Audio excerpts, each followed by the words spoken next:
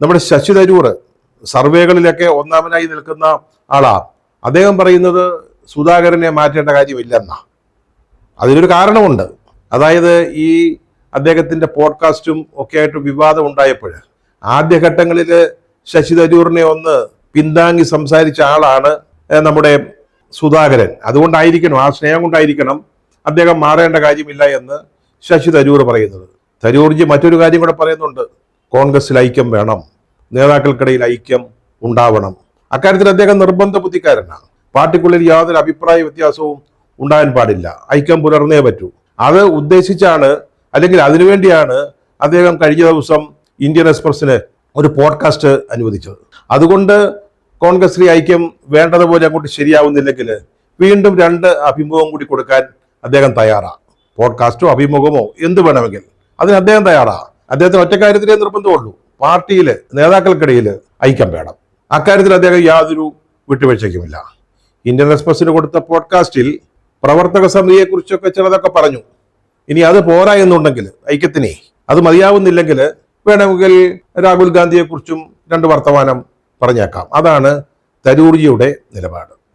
നമ്മുടെ ശശി തരൂർ ഇന്ന് ഇന്ത്യയിൽ തന്നെ ഒരു ക്രൗഡ് പുള്ളറാണെന്നാണ് മുസ്ലിം ലീഗ് പറയുന്നത്. മുസ്ലിം ലീഗിന്റെ സംസ്ഥാന പ്രസിഡന്റ് സാദിഖ് അലി ശിഹാബ് തങ്ങൾ പറയുന്നത്.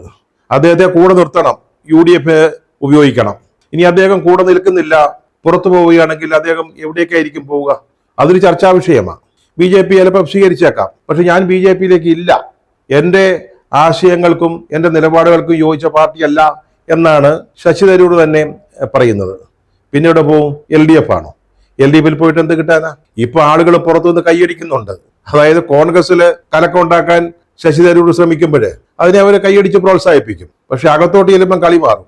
ഇപ്പൊ ഇനി ശശി തരൂർ കൂട്ടി എന്ന അദ്ദേഹത്തെ LDF അവരുടെ മുഖ്യമന്ത്രി സ്ഥാനാർത്ഥിയൊന്നും ആക്കില്ലല്ലോ. പരമാവധി കിട്ടാവുന്ന ഒരു പോസ്റ്റ് എന്താ? സംസ്ഥാന സർക്കാരിന്റെ ന്യൂഡൽഹിയിലെ പ്രതിനിധി.